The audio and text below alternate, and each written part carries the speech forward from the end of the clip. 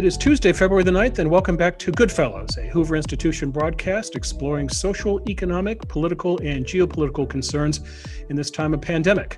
I'm Bill Whalen. I'm a research fellow here at the Hoover Institution, as well as a Virginia Hobbs Carpenter Fellow in Journalism. I'll be your moderator today. We've got a lot to cover today in a short period of time, so let's get right to it by meeting the GoodFellows, beginning with John Cochrane. John's an economist, and he's the Hoover Institution's Rosemary and Jack Anderson Senior Fellow. Hey, John, how are you today? Hi, everybody. Good to be back. Our second good fellow joining us from his wilderness outpost is Niall Ferguson. Niall's a renowned historian and author, and he is the Hoover Institution's Milbank Family Senior Fellow. Hello, Niall. Pleasure to be with you, Bill. And our third good fellow, last but certainly not least, Lieutenant General H.R. McMaster. He is the Fouad and Michelle Al-Jami Senior Fellow here at the Hoover Institution, and he is the author of the best-selling Battlegrounds, The Fight to Defend the Free World. Hello, H.R. Hi, Bill. Great to be with everybody. Okay, so gentlemen, it's an interesting week, both in politics and history. Last Saturday was Ronald Reagan's 110th birthday. Friday is Abraham Lincoln's birthday. And in between the two, the second, not the first, but the second Senate impeachment trial of one Donald John Trump. This would seem a good time to talk about the Republican Party and what happens to the future of that institution. Is there life with Trump? Is there life without Trump? What do Republicans exactly stand for today? Joining us today to talk about this, I can't think of a better guest, one of the smartest political minds I know. That is our Hoover colleague, Peter Robinson. Peter Robinson is the Murdoch Distinguished Policy Fellow at the Hoover Institution, where he writes about business and politics and hosts Hoover's video series program on common knowledge. I believe he taped an episode earlier today on impeachment. Peter served as chief speechwriter to then Vice President George H.W. Bush, and for 5 years as special assistant and speechwriter to President Ronald Reagan. He wrote the historic Berlin Wall address in which President Reagan challenged Mikhail Gorbachev to tear down this wall. Peter is also an accomplished author. He's written multiple books, one of which is another reason why he's here today. The title of that book, which came out in the summer of 2000, is It's My Party, A Republican's Messy Love Affair with the GOP. Peter, thanks for joining GoodFellows. You're welcome, Bill. Although that introduction was so fulsome, I have nowhere to go but down. Please, don't be humble. Don't give us the humble brag. So, gentlemen, there's a lot to talk about Republicans, but first let's tend to some Hoover business, and that's some very sad business, and that's the passing of the great legendary George Shultz, who, ironically, since he was Ronald Reagan's Secretary of State, he passed away at the age of 100 on Saturday, February the 6th, which was also Ronald Reagan's 110th birthday. I just love coincidence like that. Peter Robinson, why don't you start it off? You had multiple opportunities to sit down and have conversations with Secretary Shultz. Very briefly, a couple thoughts on the Secretary. What made him so special? Yeah, a couple of things that I haven't seen in the obituaries. One is that he was a brilliant synthesizer. You'd sit in a meeting, it would go on for who knows how long, half an hour or an hour, and Mr. Shultz would simply sit there and nod and take mental note. And then at the end, he would offer a summing up, which compressed the entire issue, identified the nub, put it in a memorable way. And then there was also the executive about him. At every meeting I ever attended with him, and it was dozens of them, almost every meeting I ever attended with him, somebody got an assignment. You write so-and-so, and I'd like to see it on such and such a date. That's a big, it was a commanding presence, and he could synthesize. The other bit of this, in some of the obits, I have to admit, I'm finding a little bit annoying because there's this little implication that George Shultz really handled foreign policy and Ronald Reagan did what George Shultz wanted to do. Mr. Shultz would never have stood for that. He was one of the few people, I think he was so successful in the administration because he was one of the few people who really did not condescend at any level in his own mind, in his thinking, and his relationship with Ronald Reagan. Niall Ferguson, the career arc of George Shultz. He graduates from Princeton. He fights with the Marines in the Pacific. He pursues a path in academia. He then goes into government. He leaves government and goes into the private sector. He goes back into government to work for Reagan as Secretary of State. He then finishes with academia at the Hoover Institution. Is there any historical parallel to an individual who had a course like this? Does anyone come to mind? Well, there aren't really that many left of that extraordinary generation that fought as young men World War II, and then fought as statesmen the Cold War, and ultimately fought it to victory in both cases. Mm-hmm. Henry Kissinger, whose biography I'm halfway through writing, does indeed spring to mind. and maybe now the last of that extraordinary generation still standing. But I want to just pay tribute to George Shultz's unique combinations of integrity, modesty, and, as Peter so rightly said, executive firepower and convening genius. You know, for a man who was in his late 90s, George Shultz deeply impressed me when I moved full-time to Hoover by his energy and an entrepreneurial intellectual vision. The whole sequence of conferences and seminars that he convened on problems of global governance, which included, incidentally, sessions on the dangers of pandemics, was absolutely extraordinary. And I don't think anybody else could quite have done it and kept on doing it, because it kept running, didn't it, year after year. And my little anecdote is how I got given my marching orders by Mr. Shultz. I'd written a book, The Square and the Tower, pointing out all the problems with a highly networked world, all the terrible pathologies of social media, etc. And George Shultz took note of this book and said, well, what are we going to do about it? And I was essentially told, young man, you've defined the problem. It's now time to formulate a solution. And I wrote a paper, What is to be Done, at George Shultz's firm insistence. And it was a really fulfilling, though very challenging intellectual mission that he assigned me. But it's one of the few times in my career when I felt like I should salute when being given an order. I shall miss him very, very much, as will everybody at Hoover. HR, your thoughts on George Shultz, the geopolitical thinker? Well, I think what he combined, and we've already alluded to this, he combined practical experience and a knowledge of really what it takes to get things done, to implement, and deep knowledge about the challenges we faced, so that he could make good policy with an eye toward implementation. A lot of people don't have both those that range of experiences. He also understood the integration of diplomatic efforts with economic policy and defense policy. I mean, one of my favorite quotations of his is it goes something like, negotiation is a euphemism for capitulation unless the shadow of power is cast across the negotiating table. And I think this is a critical element of strategic competence. George Shultz knew that strategic competence involves the integration of all elements of national power. You know, today we have the mantra of, hey, we need more diplomacy. Well, more diplomacy for what purpose, and how to integrate diplomacy with all elements of national power, I think, is critical. Plus, you know, he was a great colleague. He never backed down. I mean, he loved an argument, you know, up to his 100th year. And I don't know if Neil remembers this. We were in a session with him, and I was making the argument for the withdrawal of the Intermediate Nuclear Forces Treaty, which he was responsible for, the first treaty that eliminated a whole class of nuclear weapons. So he was pretty emotionally tied to it. And we were in this argument, and somebody made the snide remark, "Hey, why don't you two just take it outside?" he had a great sense of humor still, and he was gracious. He was a gracious host. He and his wife were fine people, and always made you feel welcome, and really gave, I think, our Hoover colleagues, all of us, a sense of family and community as well. John Cochrane, you both taught at the University of Chicago, both economists. And when you came to Hoover, he reached out to you. Yeah, it was pretty amazing. I want to offer some things about Shultz. We're keep remembering him as the great guy who helped win the Cold War, but Shultz was first and foremost an economist. And I hope as we write longer remembrances of Shultz, those will be remembered, because he did some wonderful things. In our brief time, I'll just mention a couple. He started out as Nixon's labor secretary. In the Nixon administration, there was a strong anti-discrimination effort, which he really helped push forward as labor secretary, and has some great stories. That's kind of not remembered in today's partisan moment, but he really did push that forward. He, when the price controls came on, he fought them valiantly. And the one time he ever quit over something was over price controls. And if you're as an economist, if you're gonna quit over something, that's a pretty good thing to quit over.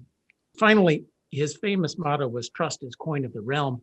I have the coin of the realm, which he was handed out at his 100th birthday party. So I've got the coin of the realm, George. So the rest of you, trust is the coin of the realm. We need more trust. Very nice, John. If I could add my 2 cents, Secretary Shultz wrote me a very kind note, and it occurred to me, and Peter, you can appreciate this because you work for someone like this. This is what gentlemen of that age did. They always wrote thank you notes. This is what gentlemen of that generation did. It was just about being polite and dignified. And my Lord, we miss that in politics right now.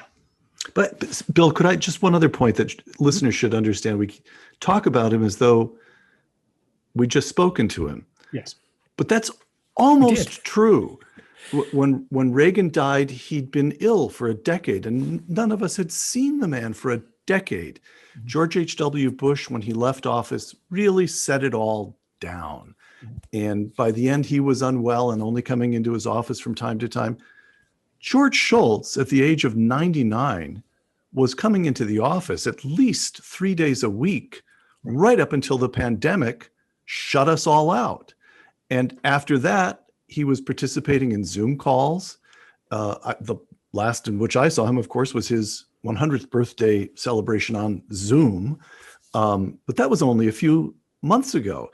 The astounding thing is that this man who was born 1 century ago was someone who was a colleague, a real colleague to us in the office, on the phone, summoning us to meetings, right up until just months ago.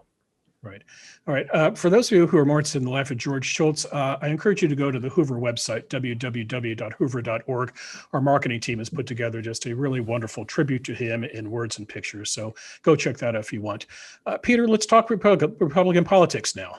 If you're a Republican running for the presidency, the Reagan Library, Peter, is a necessary pilgrimage. You come out to that beautiful building in Simi Valley, you pay your respects to the president and the first lady, and then you give a speech, Peter. And as a recovering speechwriter, you could write this speech in your speech because you know exactly how it goes. You pay tribute to the great man. You praise him for his decency, his dignity, his core convictions. You then talk about what he did for America and the world. And then you segue into your own belief in the shining city on the hill, what you think America needs to be done. And if you do this right, Peter, you walk away with people thinking that you are the rightful heir to Ronald Reagan. My question to you, Peter, if 20 to 30 years from now, there is such an animal as the Donald J. Trump Presidential Library, will Republican presidential candidates make the same pilgrimage? Will they try to wrap themselves in Donald Trump and make themselves as the rightful heir to that presidency? If so, or if not, Peter, what does this say, to borrow the line for your book? What does this say about the Republicans' messy love affair with Donald Trump? Donald Trump, Richard Epstein elevated the way to put this just yesterday when we were talking about the trial. Our colleague, Richard Epstein, who's a constitutional scholar. Apparently there's an academic term, maybe it's an economics term, John, for this kind of problem. Donald Trump is a tied good. Pretty good policies in all kinds of ways. Not all good policies, but pretty good in many ways. Accomplished, in my judgment, HR can weigh, all of you, of course, can weigh in on this, but I'd be interested especially in HR because HR was there as national security advisor. People had an uneasy sense about China for some time now. Trump is the one who makes China, who grasps that China is a problem and establishes, astoundingly, there is now a bipartisan consensus that China is a problem. Joe Biden considers all of his kind talk toward China as Vice President Biden kind of embarrassing now that he's President Biden. So Trump gets a lot done. But there's no way of taking those policies without taking the whole man. And he was vulgar and crude and in some startling ways, not even a very well-informed or skillful politician. He was outraged about the way, what election irregularities that happened on election day. I assumed for months that he, or at least his campaign organization, was paying attention to what was taking place before the election. The wholesale effort to change rules to permit much looser forms of mail-in balloting. He seems not even to have been aware of it. So even when he's onto something, he's onto it in the wrong way. The hard work, and I believe it will be hard work, of taking the intellectual hard work of taking the good in Donald Trump, what Donald Trump achieved with the help of people such as H.R. McMaster, and there were achievements, consolidating those achievements while really ridding itself of the ill effects of Donald Trump. And I don't think ridding itself is too weak, is language that it's correct. The party somehow or other has to rid itself of the ill effects of Donald Trump. That is going to be a trick and a half. How to do it, I don't know, but we're going to watch a couple of dozen extremely talented people, we can name some of them, get to work on that problem. So there's the intellectual problem, then you've got the political problem. The Republican Party can't go anywhere without holding on to the Trump voters, or anywhere without adding to the Trump voters, in particular, winning back the suburbs. These are two hard problems, intellectual work and political work. It's still very hard to tell how enduring the Trumpist movement will be within the Republican Party. The polling immediately after the catastrophic events of January the 6th was quite confusing. One poll suggested 45% of Republicans had supported the storming of the Capitol. Another said it was 18%. My hunch is that things fade faster in our time than they did in the time of Ronald Reagan. Mm-hmm. And that everything moves at something like 10 times the speed it used to move. Mm-hmm. Even the outrage that people felt a month ago, including me, has somehow dissipated because of the constant bombardment of events. Right. And that means that the impeachment trial somehow feels anticlimactic even as it begins. Mm-hmm. Trump's disappearance from social media was the real coup of January the 6th, a remarkable turn of events, revealing actually many of the things that George Shultz had encouraged me to write more about with respect to the dangerous state of affairs with respect to regulation of network platforms. But I think it's not just that Donald Trump was cancelled, he has lain dormant. Mm-hmm. He could have been a good deal more visible, even with those restrictions by Twitter and Facebook, than he's been. And my hunch at this point is therefore that he will fade faster than is assumed, that he will soon be replaced in the affections of those people for whom the personality cult was attractive. Notice they already found a surrogate within days of his disappearance in the form of MTG.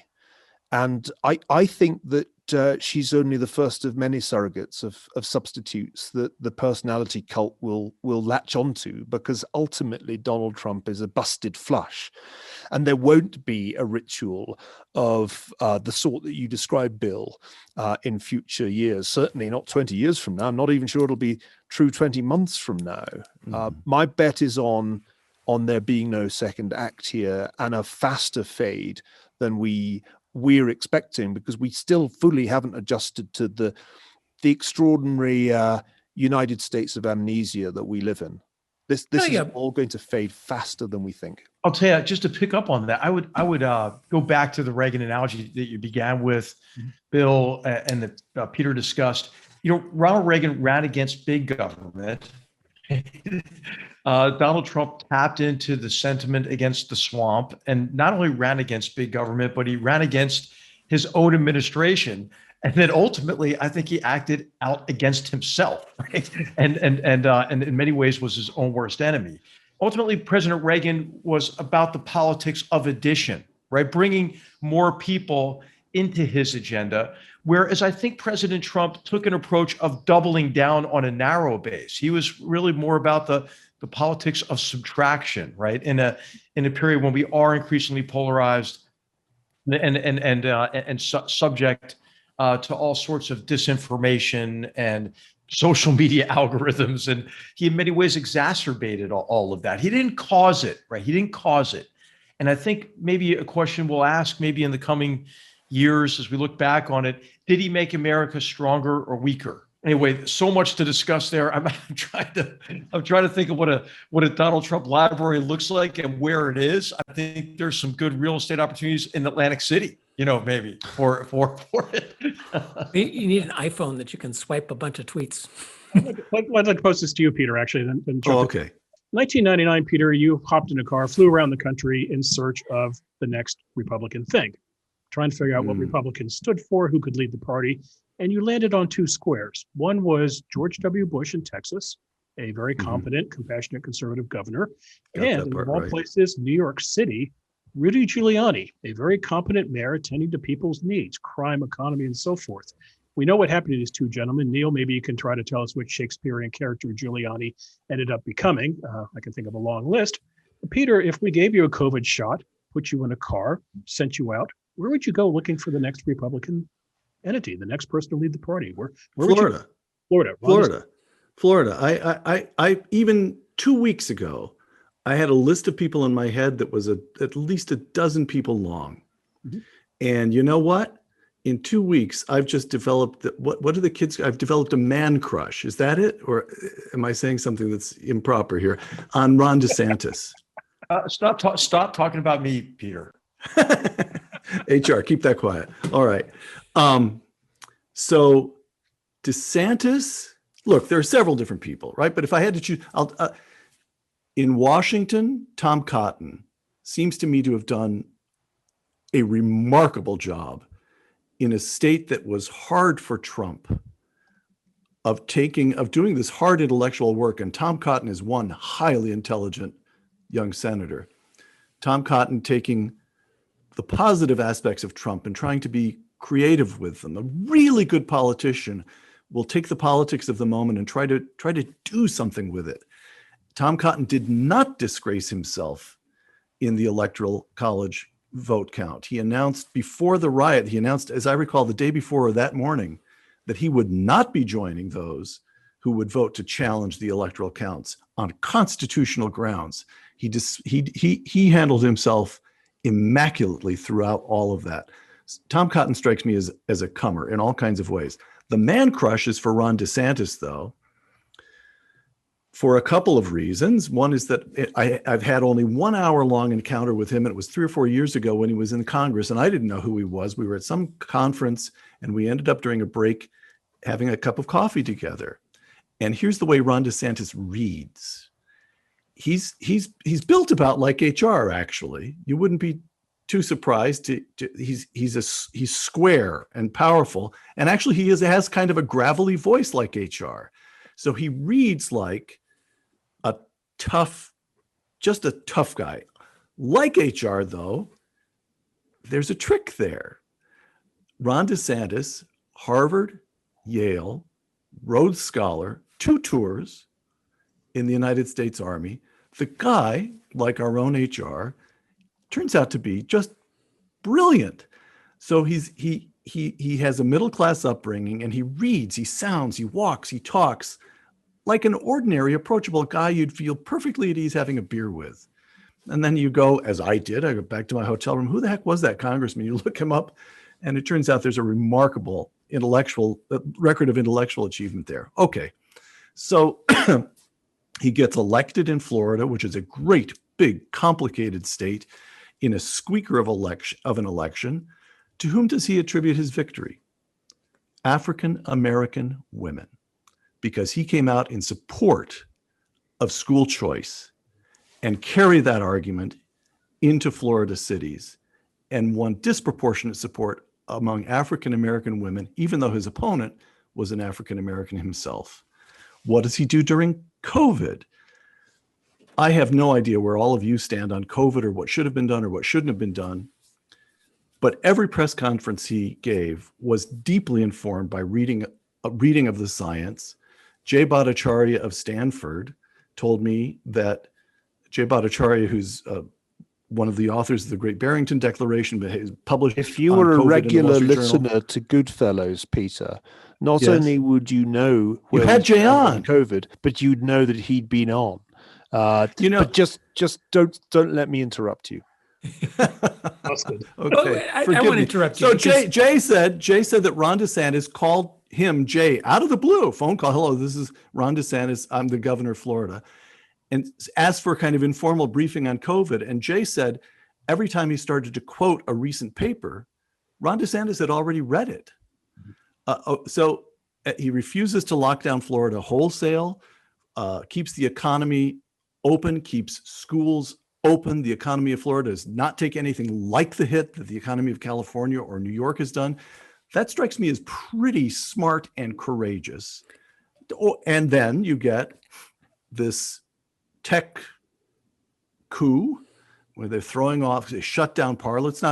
They don't just de-platform Donald Trump. They shut down all kinds of conservative groups. They crush Parler. And Ron DeSantis proposes legislation. If you get deplatformed in the state of Florida, you get to sue Twitter or Facebook or name the entity. Now, I don't know about the legal aspects of that proposal. It has yet to go before the legislature. That's a complicated thing to pull off. But he just stands up and says, no, I'm not putting up with this.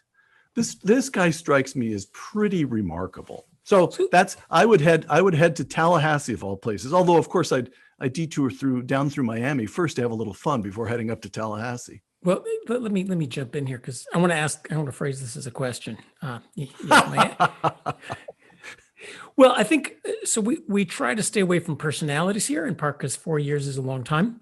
I think your general point is right. There are, and I won't stop to name them either. There's lots of sensible, intelligent people in the Republican Party who could put this together. I think the challenges for them, which is with the part that'll be a question when I slowly turn this around like Jeopardy to make it a question. There's two challenges. One is to not get wiped off the map completely in the moment of disarray and the Democrats' clear desire to turn a tiny 50-50 majority into permanent. You mentioned internet censorship, which will come back. So number one, how do you avoid getting, one person, one vote, one time, and completely wiped off of civil society, of electoral rules, of filibusters, of any right to do anything?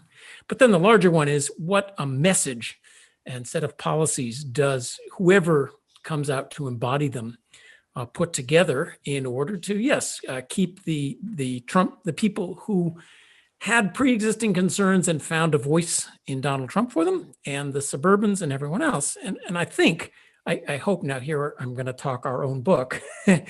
The answer has to be not traditional conservatism, stop the world, I want to get off. It has to not be just slow down the progressive train a little bit. There are now huge problems in America, and if we are right at all, there's going to be bigger problems in a couple of years. Cities are going to look bad, schools are going to look worse, the economy is going to slow down, and so on and so forth. So I would think the message has to be freedom, but freedom can solve your problems, which is kind of how I'm putting together what you said about DeSantis. Schools are a disaster. And that's a lot of what's driving inequality and all sorts of problems. Well, we know how to solve that. We'll give you freedom to choose your own schools. We could go on. Crime is a resurgent problem in the cities. A Republican has to find a solution to that. And the economic answer is, of course, always freedom to speak, freedom to associate. I think that is the message that I found you noticing in Ron DeSantis and suggesting as the winning message to not just freedom, but freedom will solve problems.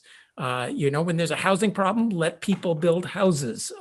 Is going to be the positive message. So those are the two real questions for you. How do you avoid getting wiped off the map? And what is the message that whoever embodies it will hopefully successfully bring? And the answer to both questions is I don't know, but I can name one of the many strengths of this country. By contrast with, let us say, for example, Britain. I don't think I'd ever have noticed this if I hadn't spent a couple of years studying in Britain myself. This country is really and truly has a federalist system. Here's how Tom Cotton avoids being canceled. He remains popular in Arkansas. there's a limit to how much Mark Zuckerberg of Facebook or Jack Dorsey of Twitter can do to him, as long as he retains the connection with the people of Arkansas that he has. He has a place in the United States Senate. Ron DeSantis got elected, looks as though he will be reelected. You retain your base and stay close to the people who elected you. That's how you avoid getting canceled. You have to be able to communicate with them. So we have, Ron Johnson's his Senate hearing was canceled out of Twitter. Book contracts are being canceled. Just being a U.S. senator doesn't guarantee that you won't get censored anymore off of the media platform. Well, that may be as a national matter, but Tom Cotton is still a dominant story in Arkansas, and Ron DeSantis still commands the press in Florida. These guys are copy. These guys are very good copy. And then as to, so this is where I was so struck that by contrast with, I couldn't understand, I was a child at the time, really a child. I mean, a baby at the time, but I couldn't understand why the Tory party in Britain was so moribund. And in this country you had, and of course the answer is because parties in Britain, there is a level of discipline and organization and structure that doesn't exist with the parties here. There are problems with that for the parties here for sure.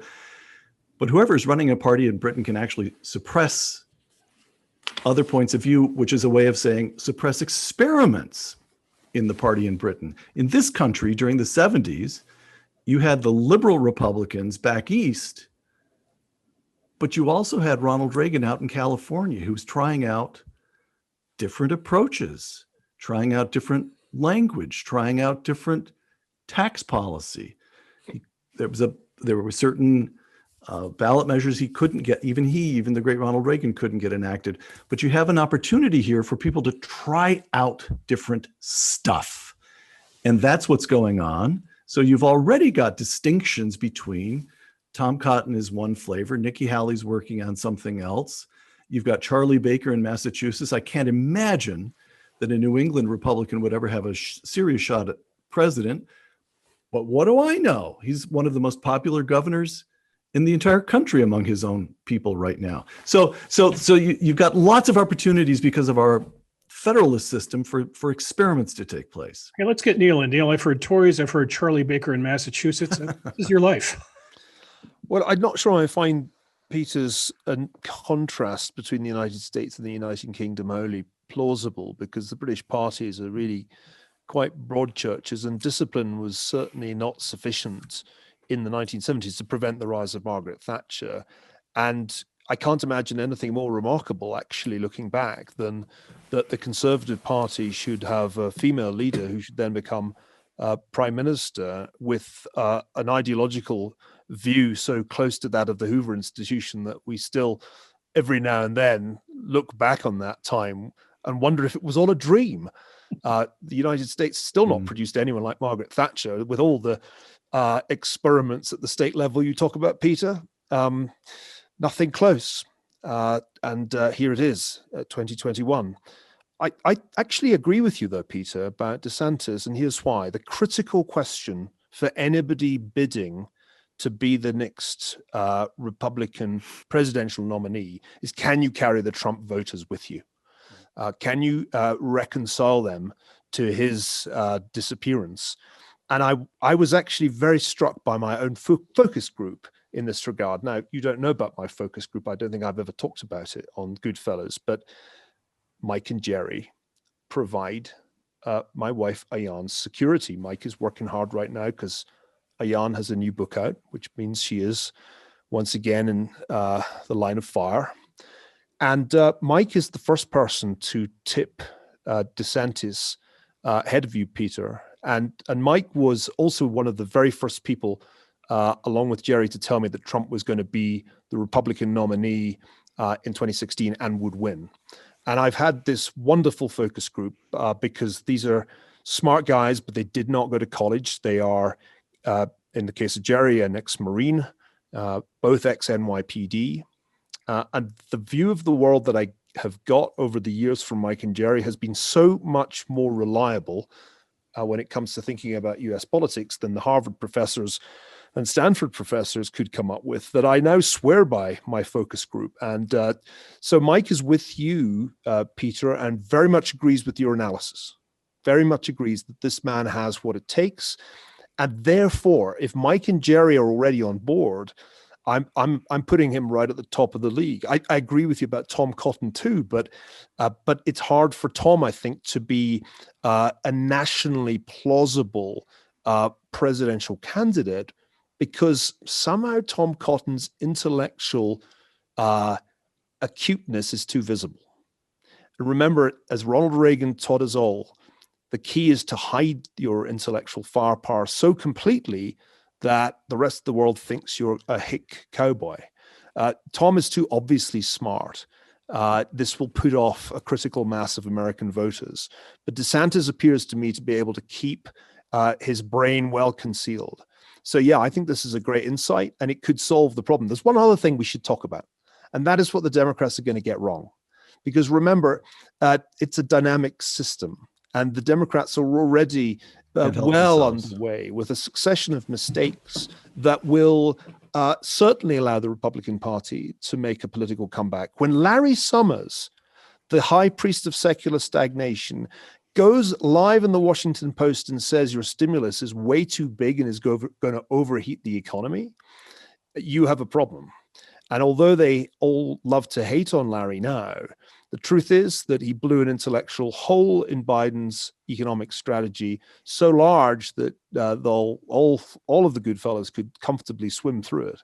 So I think the key here is just to bear in mind what I wrote about in a Bloomberg column a few weeks ago. Events will come along very swiftly and make the Democrats look far less compelling than they have looked since the events of January the 6th, which handed Biden the perfect curtain raiser for his presidency. But it all starts to unravel from here. On immigration, it starts to unravel.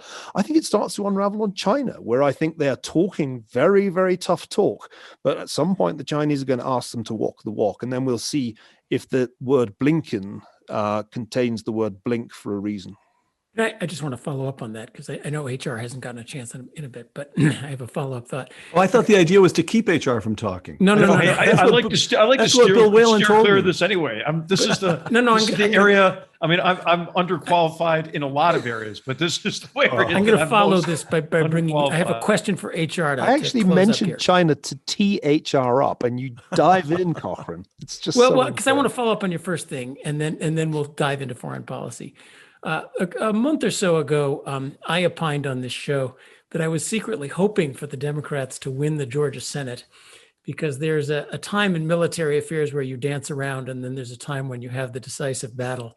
And I thought it would be fun to give the Democrats not to have an excuse, oh, those evil Republicans are stopping us, but to have the power and to see what they'll do with it, and to see how the woke millennials versus the Woodstock generation play out.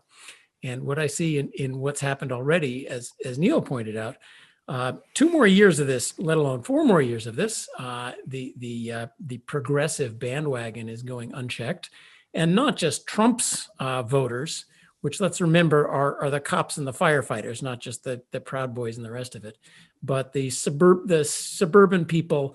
Even my lovely progressive Palo Alto is going to get tired of the waves of homeless people and crime that's coming this way. When we just see, I think they are going to vastly overplay their hand. And in some sense, perhaps the Republicans just have to have a vaguely sensible message, a good messenger, and wait for the other side to shoot themselves in the foot and to be revealed as a loony left in America. So I'm going to stick with it. It's going to be painful, but I think that's the process we're seeing. Now for HR. There's not just China. There is. It looks like we are going to continue backing out of Afghanistan. It looks like we're going to side up with Iran again. We're going to say mean things about this. So there was a statement. It's horrible that they're doing that. That Putin is keeping Navalny in jail. Are we going to do anything about any of this, or are we going to go back to being America, who says big things and does nothing? Perhaps that'll be the foreign policy version of what both Neil and I were pointing to, is just give them enough rope to hang themselves and wait for a while. Yeah, I think events, as Neil said, and as he wrote about in his column, it's not going to be maybe even primarily dependent on what the Biden administration decides to do, but what the actions are of our rivals and adversaries. So look at the path that China's on. I mean, they're on a path of increasing aggression, right? They just threw an Australian journalist in jail for who knows how long as they continued this campaign of economic coercion on Australia. Hey, Australia needs strong American and other liberal democratic countries to join in support of them. Look at how increasingly aggressive Putin has become, and I think he will become even more aggressive as he feels as if he's under duress from the protests associated with Navalny's imprisonment. I think that Iran is going to perceive that we're weak, and I think it's very likely that something could happen in the Middle East, maybe through proxies in Yemen to try to shut down the Bab el-Mandeb, or to interrupt shipping there, or maybe to threaten Israel more directly through their proxies and IRGC forces in Syria. Lebanon's in free fall. I think, how are they going to cope with this? So I think that regardless of what they would prefer to do, this they being the Biden administration, they're going to be faced with some very difficult events in the area of foreign policy, and this is where I think, again, I tend to be the optimist on this show, Peter. I'd be interested to hear what Peter thinks. What are the possibilities of any degree of bipartisan, nonpartisan consensus on anything, right? I mean, and how about foreign policy? I mean, is there an opportunity there to begin to build, some sort of common agenda that cuts across both parties?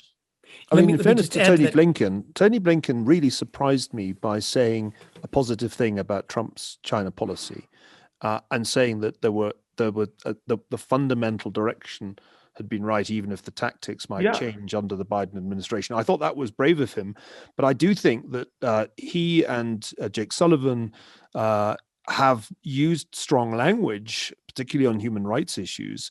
There will come a moment when this is put to the test. And I think that's going to be a very, very interesting test, really, of Team Biden's resolve. If there's a showdown over Taiwan, if you send a battleship, or is it a destroyer, named after John McCain into the Strait of Taiwan, you are by definition spoiling for a fight. Right, HR? And I think Taiwan is still, for me, the obvious foreign policy crisis that is coming towards the Biden administration. But I don't think the voters will probably worry too much about that. The voters are going to notice if they overheat the economy and we actually get not just a lot more of the financial craziness we've seen in recent weeks, but maybe inflation surprising to the upside, or maybe it's just that the bond market takes fright, the dollar continues to slide. I can see an economic series of problems coming, maybe the second half of this year. Because if you pour this much fuel on the fire when you're already vaccinating the population at a pretty high clip, which is the real stimulus, I can't help feeling, and this is really one for John, that they might have a bit of a problem on their hands by the time we get to the midterm. I'm trying to think out, and this is where you can help us, John, as the economist. I'm trying to think how this plays out. Do we get an inflation surprise in the second half? Is it a financial stability problem that trips them up? I'm reading Larry Summers, I felt like it was more the financial stability issue that he was concerned about. How are you thinking about this, and what kind of an economy will we have by, let's just say, the fall of 2022? Well, I keep worrying about inflation and financial stability, and I haven't been for a long time. Now I've been pilloried because it hasn't happened yet, but I answer well. I live on an earthquake fault in California, and that hasn't gone in a long while either. I still worry about that. The mechanics of both are sort of like a run.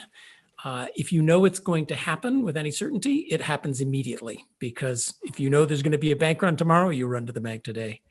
I think what's more certain is that the regulatory and tax juggernaut is good. They're playing Obama 2008 on steroids. They decided the last stimulus wasn't big enough, and so they're going to make this one bigger.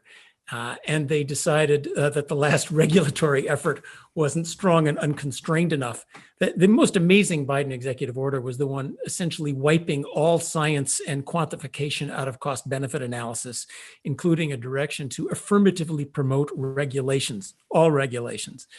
So if anything still works in economics, that what we're headed for, I don't know about the macro situation, which is supposedly my specialty, but 4 years of sclerosis, if this continues, is fairly forecastable. But I want to go back. So Peter, let's bring you back in. We asked the question, is there something bipartisan we can do on foreign policy? And the big change, of course, is this, we're going to work with international institutions and our allies, and we'll see whether our allies trust us and want to work with us, or what happens when they disagree with us and Europe wants to keep trading with Putin and China. And the other is there room for something bipartisan domestically? I would think passing the quote stimulus unquote full of its piñata of progressive priorities on a strict 50.5 vote tells us where we're going on bipartisanship. But you're our political expert, and especially both economic, foreign policy. I think that question was hanging for our political expert. Domestically, domestically, the only thing you can count on Congress to do in a bipartisan fashion is spend other people's money, which honestly, I have to say, I'm quite proud. Is that right? Yes, I am. I'm proud of Republicans for saying, wait a minute, there's a limit even to that. This is not the moment to spend what you, President Biden, and you Democrats on the other side of the aisle want to spend. But if somehow or other the economy is in reasonable shape and the country is still intact 6 months from now, and 4 months from now, the Biden administration wants to put together something on infrastructure along the lines of what Donald Trump was always talking about but never did, they could probably do that together, and badly, but they do it. They'd spend on the wrong things, but that could get done. The other two are, to my mind, in foreign policy. If there is a crisis concerning Israel, people will stand together on that. If there's a crisis concerning China, this, I confess, Neil mentioned this. I confess this is the one. It's my question. All three of you. Neil has a book coming out. I've got Cochrane, you're the one man I haven't, all three of you are going to appear on my stinking show within the next few months, so I get a chance to ask you all of these questions. But Taiwan, I have to say that's the one that concerns me. The Chinese throw Jimmy Lai in jail in Hong Kong, and Donald Trump says that's a bad thing to do. And then the Chinese throw 40-some, they just fold up the pro-democracy movement and throw them all in jail. 53, followed by another 11 a week later. All right. And the Trump administration, by now, the president of the United States is so consumed with the campaign and voter that essentially nothing happens. I'm sure Mike Pompeo made good statements, but we didn't respond. And now the Biden administration has. I don't think, if I understand the dynamics, why would I understand the dynamic? If I have some inkling of the dynamics of Beijing, I don't think they can help themselves. I think everybody will be looking at Xi and whatever the power structure is in the military in China. They have to move on Taiwan. Every time they probe the United States and encounter weakness, they all look at each other and say, probe farther. That one, you mentioned sending a destroyer through the Strait of Taiwan. I can remember recording a show with Bill Perry and George Shultz. And Bill Perry told the story of when he was Secretary of Defense of sending an aircraft carrier through the Strait of Taiwan. And at that moment, his worst problem was that there were two carriers at sea. There was an extra carrier in for repairs, and finding a carrier that you could send through the strait was the worst problem that he had to consider. It was a logistical problem, not worrying about what the Chinese might do if we send an American carrier through the Strait of Taiwan. That is a single digit number of decades ago, and you couldn't conceive eve of Joe Biden sending an aircraft carrier through the Strait of Taiwan. Anyhow, so that's, if there's a crisis, the country will stand together, particularly concerning Israel and China and Taiwan.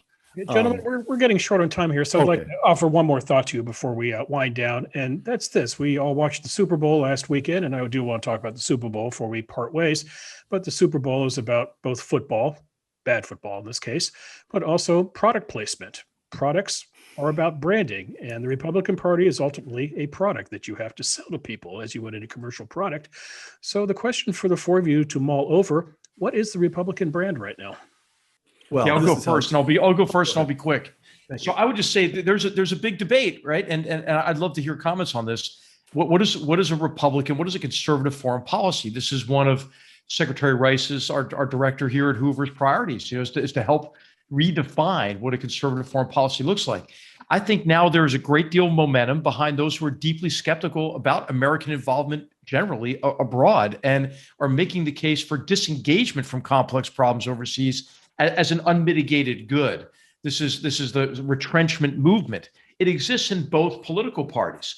But I think if we learned anything from COVID, it's that problems and challenges to our security that develop overseas can only be dealt with at an exorbitant price once they reach our shores.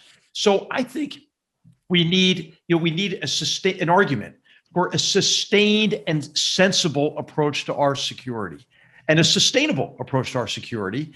And that ought to begin with trying to understand these problems on their own terms. I think there's deep skepticism, and rightfully so, about what international organizations can achieve.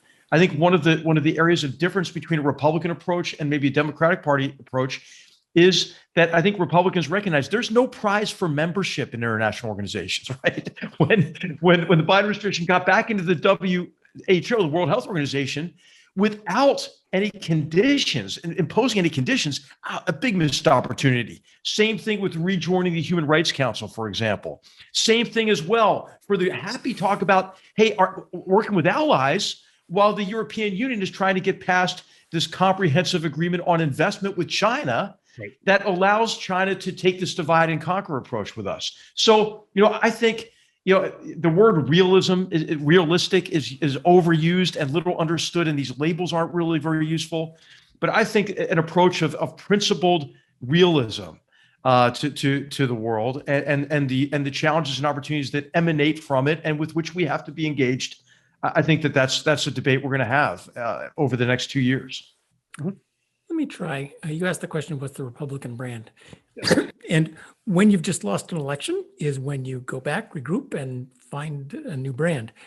Right now, there's, of course, an effort. The question is, do you get to define your own brand? Right now, the Democratic Party is working very hard to define the Republican brand. The Senate is at it today. Republicans consist of nothing but racists and Antifa and insurrectionists and so forth. That probably isn't the brand the Republicans want. I think what we're all hoping for is to rediscover a brand based on freedom, limited government that can actually solve important problems in domestic policy. In foreign policy, a brand that is not hawkish, but serious, that stops drawing lines in the sand, recognizing that every time you draw lines in the sand and issue a stern communique and then don't do anything about it, the other side figures out that you're weak. So figure out what you actually are willing to do something about, and don't make promises you don't intend to keep. And so the Republican Party's job, I think, is to find that brand or their own brand, and then in a difficult era when they're trying to be painted as something else, to promulgate that brand and get it ready for the next elections. I have a different view from all of this. My view is that the Republican brand is, broadly speaking, the policies that Donald Trump came to pursue without his toxic personality. In other words, the policies combined with a far more adept retail politician. Wait a minute, Neil. Let me finish. Because what is going to happen, can't mean that. John, is that the Democratic Party are going to pursue a woke agenda on issues of racial, quote, equity and on immigration. That was already made clear by the executive orders and actions that were published on day one of the Biden administration. 6 were concerned with liberalizing immigration. 2 were distinctly woke identity politics. And there's been more of that since. Now, there is a very big constituency in Middle America for anti-woke, anti-identity politics, and it is not exclusively white. What Trump showed is that there are Hispanic and Black voters who are turned off by wokeism, and that wokeism is really the ideology of an overeducated class of people who hanker after profoundly illiberal policies. All the Republican Party has to do is keep that coalition together of people who turned out in enormous numbers to vote for Trump, but give them a candidate who does not have Trump's profound defects as an individual. And I think that that's eminently doable, much more doable than people realize at this point, because the ideas of wokeism are so profoundly un-American. They're so profoundly illiberal.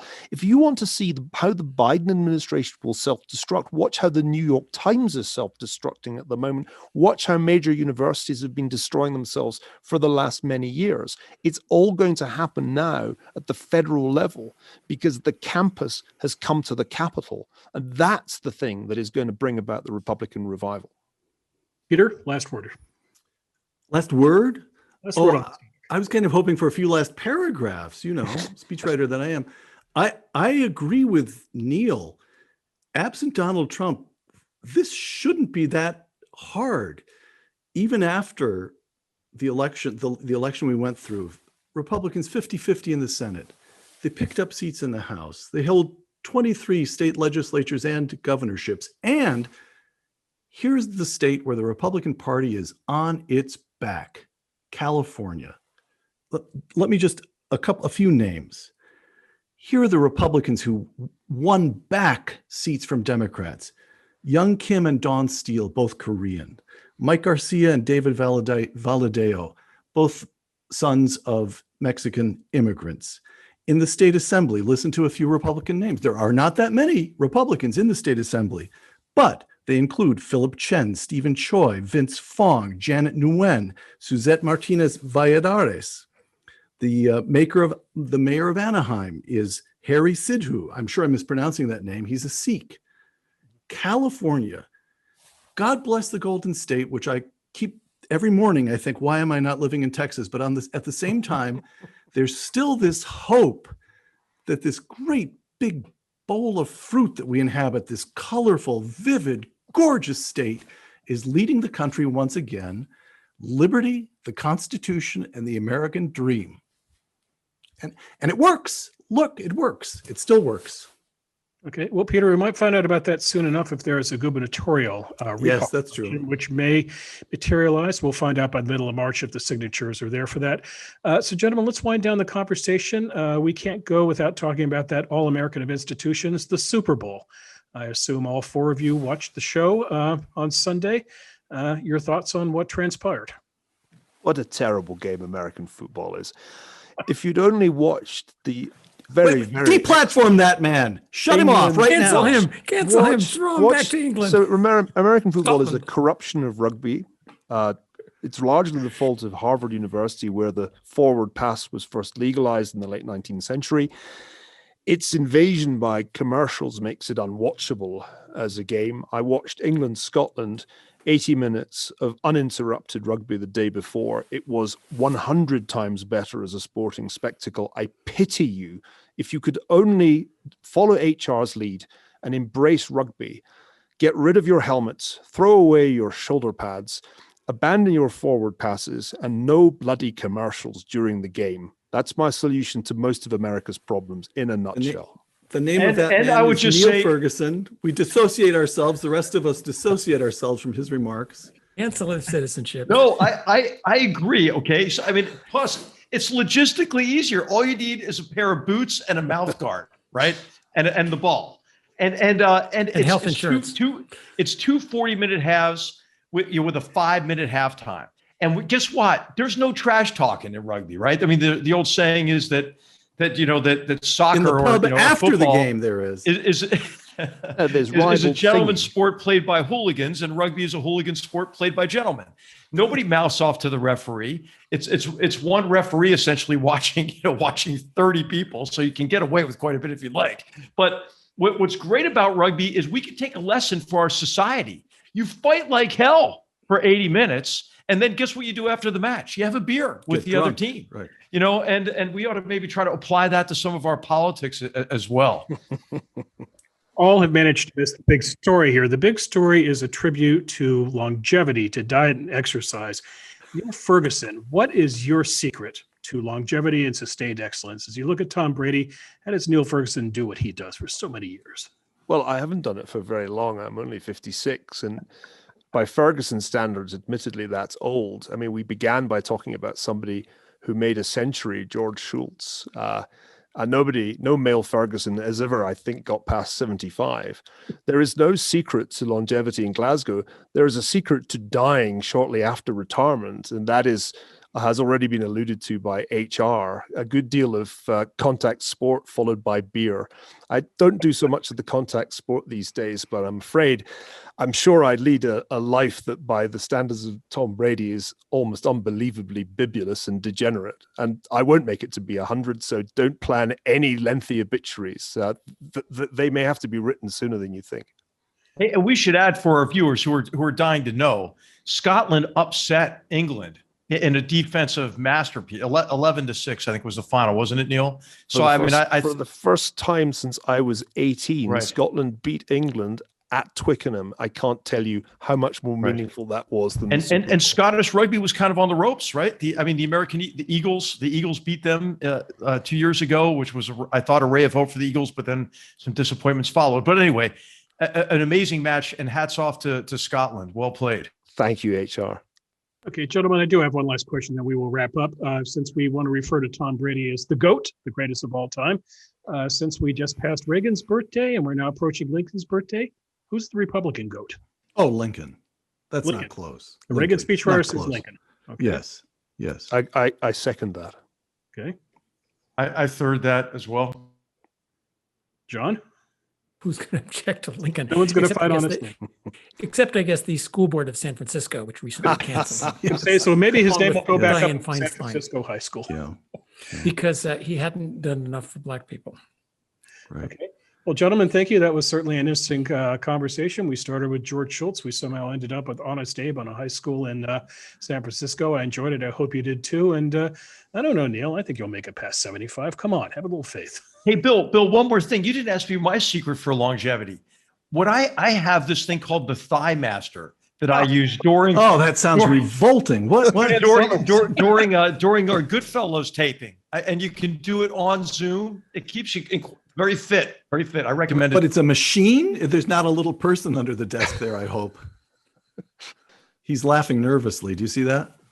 All right. Well, fellow speechwriter Peter Robinson, I'm speechless with the thought of HR doing his Thigh Master. We will leave it at that. Gentlemen, thank you very much for a really wonderful conversation. I hope everyone has a very good weekend.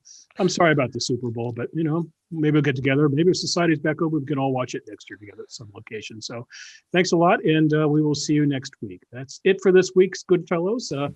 On the behalf of the GoodFellows, Niall Ferguson, HR McMaster, John Cochrane, our guest today, Peter Robinson. By all means, stay safe, stay healthy, and we'll keep doing our best here at the Hoover Institution to help you stay informed. We'll see you in a week.